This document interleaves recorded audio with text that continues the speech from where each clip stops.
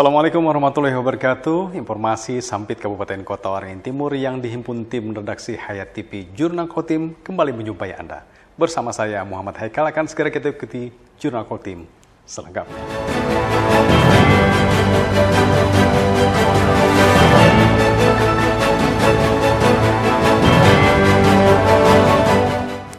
Pemerintah Kabupaten Simalungun, Sumatera Utara melakukan kunjungan kerja ke Kabupaten Kota Waringin Timur dalam kegiatan sekaligus ajang silaturahmi. Kedua kabupaten berencana melakukan kerjasama di bidang pertanian dan perikanan.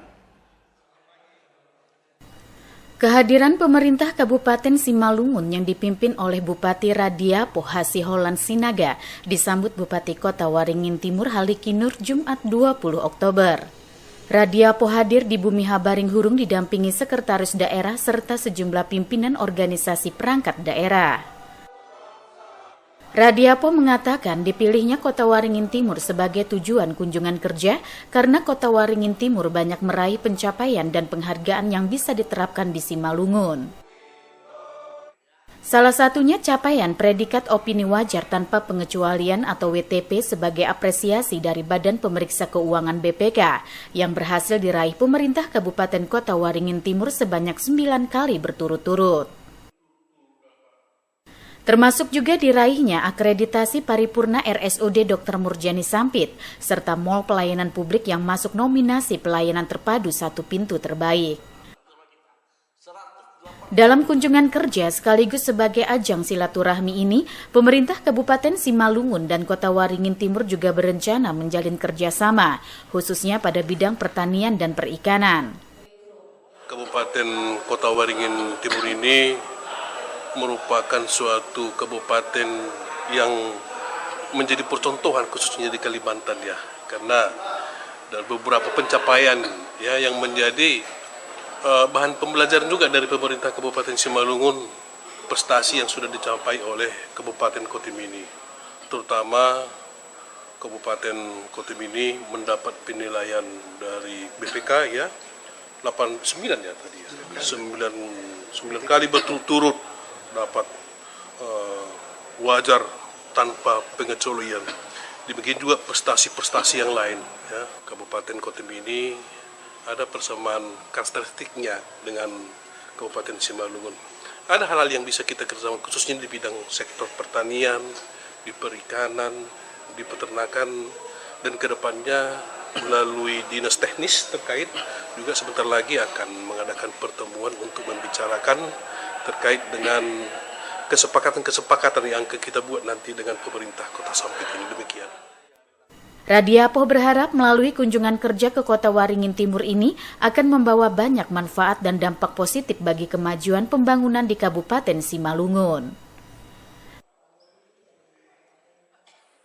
Mashud Badarudin, Hayat TV. Pemirsa, Bupati Simalungun Provinsi Sumatera Utara Radiapoh Hasiholan Sinaga menyatakan prestasi yang telah dicapai jajaran pemerintah Kabupaten Kota Waringin Timur bisa menjadi perbandingan untuk diterapkan di Kabupaten Simalungun. Menurut Bupati Simalungun Radiapoh Hasiholan Sinaga, pihaknya tidak sembarangan dalam memilih Kota Waringin Timur menjadi tempat kunjungan kerja. Semua didasarkan atas prestasi-prestasi yang dicapai Kota Waringin Timur yang nantinya diharapkan bisa menjadi pelajaran dan ditiru untuk diterapkan di Simalungun. Secara geografi, Simalungun dan Kota Waringin Timur memiliki kesamaan, khususnya potensi pertanian dan perikanannya. Untuk itu, Radiapoh meyakini banyak hal positif yang bisa ditiru dari Kota Waringin Timur. Radiapoh dengan lancar menyebutkan informasi yang didapatnya tentang beberapa capaian Kota Waringin Timur yang menurutnya merupakan prestasi yang patut ditiru. Dan ini akan menjadi perhatian bagi pihaknya dalam menggali informasi. Menurut Radiapoh, capaian-capaian itulah yang membuat pihaknya ingin meminta banyak informasi dan masukan dari pemerintah Kabupaten Kota Waringin Timur. Jajarannya akan langsung datang ke organisasi perangkat daerah untuk berdiskusi secara teknis. Untuk itu, Pemkab Simalungun sangat berterima kasih karena telah diterima dengan sangat baik dan luar biasa. Pihaknya juga akan menjajaki peluang kerjasama kedua daerah, misalnya dalam hal pertanian, perikanan, dan lainnya. Semoga ini membawa manfaat bersama. Nurmansa, Hayat TV.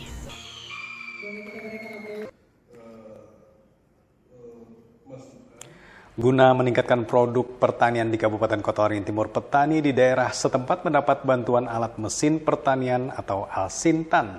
Bantuan tersebut merupakan program aspirasi dari anggota DPR RI daerah pemilihan Kalimantan Tengah. Penyerahan bantuan Alsintan dilakukan di kantor Dinas Pertanian Kota Waringin Timur pada Jumat 20 Oktober. Bantuan ini merupakan program aspirasi anggota DPR RI daerah pemilihan Kalimantan Tengah Bambang Purwanto. Bantuan yang diberikan cukup beragam, mulai dari hand traktor rotari, hand traktor singkal, kultivator, kombin harvester, dan power thresher. Selain itu, hand sprayer elektrik, mesin pompa air, serta motor roda 3 dan alat mesin pertanian lainnya. Ada juga bantuan ternak sapi, kambing, dan ayam, termasuk bantuan peremajaan kelapa, kegiatan pekarangan pangan hingga jalan usaha tani dan lainnya. Para petani mengaku senang mendapat bantuan tersebut karena selama ini untuk bisa menggunakan Alsintan sesuai kebutuhan, mereka harus melakukan dengan sistem sewa. Dengan memiliki Alsintan sendiri, maka dapat menghemat biaya produksi sehingga hasil produksi pertanian bisa lebih maksimal. Baru kali ini kami mendapatkan bantuan Alsintan yang berupa lotari. Dan mudah-mudahan dengan adanya bantuan alat tersebut, semakin semangat kami lagi untuk bekerja, untuk bertani. Untuk menggarap lahan kami sewa dengan traktor. Jadi kemarin itu ada teman yang menyewakan jasa, jadi satu hektarnya itu terkena 2 juta. Nah, dengan punya alat sendiri sudah mengurangi produk, mengurangi biaya apa saja. Ya, semoga bisa dikelola dengan baik dan dengan teman lebih semangat lagi. Sementara itu, Bambang Purwanto mengatakan dirinya serius dalam membantu petani di Kalimantan Tengah, termasuk Kota Waringin Timur, salah satunya dengan memberikan bantuan Alsintan melalui dana aspirasi. Ia berharap dengan bantuan tersebut petani di Kota Waringin Timur bisa lebih produktif dan hasil produksi pertanian pun semakin meningkat baik dari segi kualitas maupun kuantitasnya. Secara konsisten, tiap tahun saya membagi alat mesin pertanian, juga termasuk ternak, mulai dari ayam, kambing, sapi. Semuanya itu kami bantukan kepada masyarakat secara gratis dan harapan kami petani-petani di Kalimantan Tengah, khususnya di Kotim hari ini, agar produktivitasnya meningkat. Kalau tadinya tidak pakai mesin, dengan adanya mesin, luasan lahan yang dikerjakan semakin luas, sehingga bisa meningkatkan ekonomi petani, otomatis ekonomi Kota Waringin Timur juga akan meningkat. Bambang berpesan agar para petani dapat memanfaatkan bantuan yang diberikan secara maksimal. Dengan meningkatnya hasil produksi pertanian, maka diharapkan kesejahteraan para petani juga akan semakin baik. Mashud Badarudin, Hayat TV. Pemerintah Kabupaten Kota Waringin Timur terus bersinergi dengan aparat penegak hukum dalam upaya menekan peredaran barang kena cukai seperti rokok dan minuman beralkohol ilegal. Pernyataan tersebut disampaikan Asisten 1 Setda Kotim Rihel saat memberikan sambutan pada pemusnahan barang yang menjadi milik negara hasil penindakan tahun 2021-2023 di Kantor Pengawasan dan Pelayanan Bea dan Cukai TMPC Sampit Rabu 18 Oktober 2023. Rihel mengungkapkan pemerintah Kabupaten Kota Waringin Timur mendukung Kantor Pengawasan dan Pelayanan Bea dan Cukai tipe Madya Pabean atau KPPBC TMPC Sampit dalam pemusnahan barang ilegal senilai 620 juta rupiah. Barang ilegal tersebut berupa barang kena cukai atau BKC, diantaranya hasil tembakau berupa rokok dan minuman mengandung etil alkohol atau minuman beralkohol ilegal. Sejauh ini, kata Rihel, kerjasama yang telah dilakukan antara pemerintah daerah dan kantor Bea Cukai telah menunjukkan hasil. Untuk itu, sinergitas dan kolaborasi bersama aparat penegak hukum lainnya juga harus dipererat seperti kepolisian, kejaksaan, TNI, serta seluruh pengusaha pengiriman barang dalam negeri. Hal ini sebagai upaya menekan peredaran barang kena cukai seperti rokok dan minuman beralkohol ilegal. Kegiatan ini tentunya merupakan bentuk kampanye untuk memberantas rokok maupun minuman beralkohol ilegal dengan meyakinkan masyarakat bahwa siapapun pengusaha yang berbisnis dengan barang kena cukai ilegal akan ditindak tegas dan diambil penindakan untuk mendapatkan hukuman sesuai undang-undang. Nurmansa, Hayat TV. Kita ke informasi perkembangan cuaca. Selama 3 hari terakhir, Kota Sampit dan sekitarnya diguyur hujan lebat, sehingga kualitas udara mulai membaik dan kabut asapnya berangsur berkurang dibandingkan 2 pekan lalu yang diselimuti asap.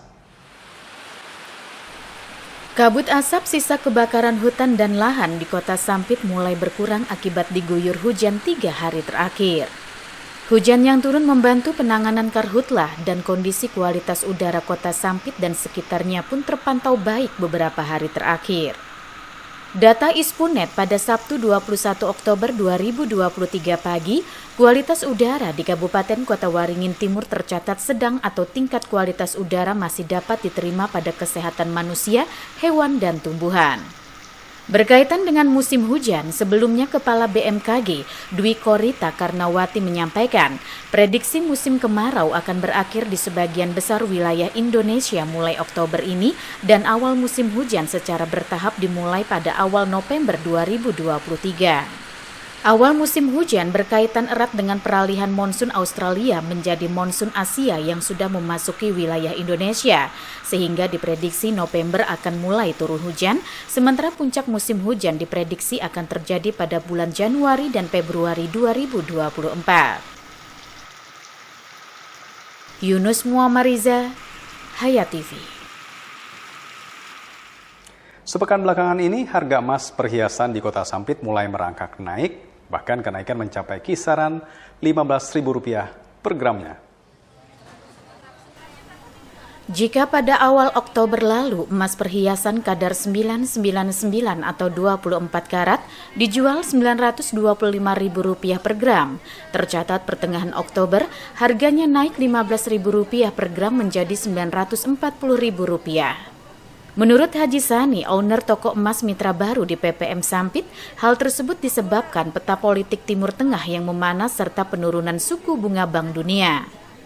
Meski adanya kenaikan, minat beli masyarakat cenderung masih stabil, dan emas perhiasan yang masih menjadi primadona yang diburu masyarakat adalah perhiasan jenis 999 atau 24 karat dan kadar 700 atau 16 karat. Kedua jenis perhiasan ini diminati karena modelnya yang saat ini bervariasi dan modern. Kenaikan harga emas kadar 999 ini juga mendongkrak harga emas dengan kadar di bawahnya. Berikut harga emas perhiasan pada Selasa 17 Oktober 2023. Kadar 999 atau 24 karat dijual Rp940.000 per gram, kadar 750 atau 17 karat dibanderol Rp790.000 per gram, kadar 700 atau 16 karat berada di level Rp745.000 per gram. Kadar 420 atau 9 karat bertengger dengan harga Rp470.000 per gram. Kadar 375 atau 8 karat dipatok Rp445.000 per gram. Yunus Muammariza, Hayat TV.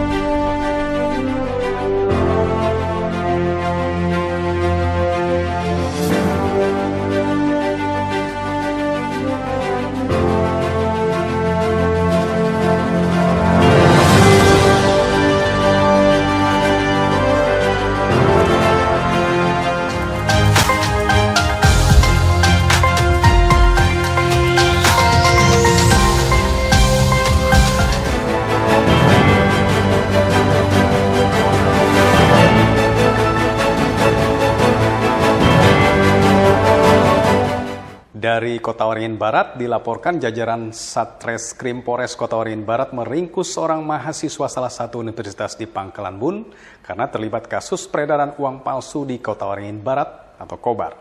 Tersangka diamankan petugas setelah sempat membeli aksesoris HP di salah satu toko dengan menggunakan uang palsu.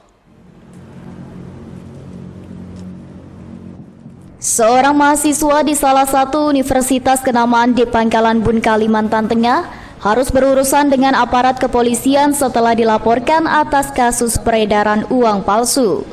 Bahkan saat diamankan, tersangka berinisial ST tersebut mengaku telah 2 kali membeli uang palsu dan membelanjakannya. Kapolres Kota Waringin Barat AKBP Bayu Wicaksono dalam press release yang digelar pada Jumat 20 Oktober 2023 mengungkapkan kasus ini terungkap setelah pelaku membeli aksesoris handphone di toko Veva Grosir yang ada di Jalan Ahmad Wongso pada Senin 16 Oktober lalu. Tersangka membelanjakan uang rupiah diduga palsu sejumlah Rp900.000 kepada pelapor yang mana saat itu bekerja sebagai karyawan toko untuk membayar pembelian aksesoris HP.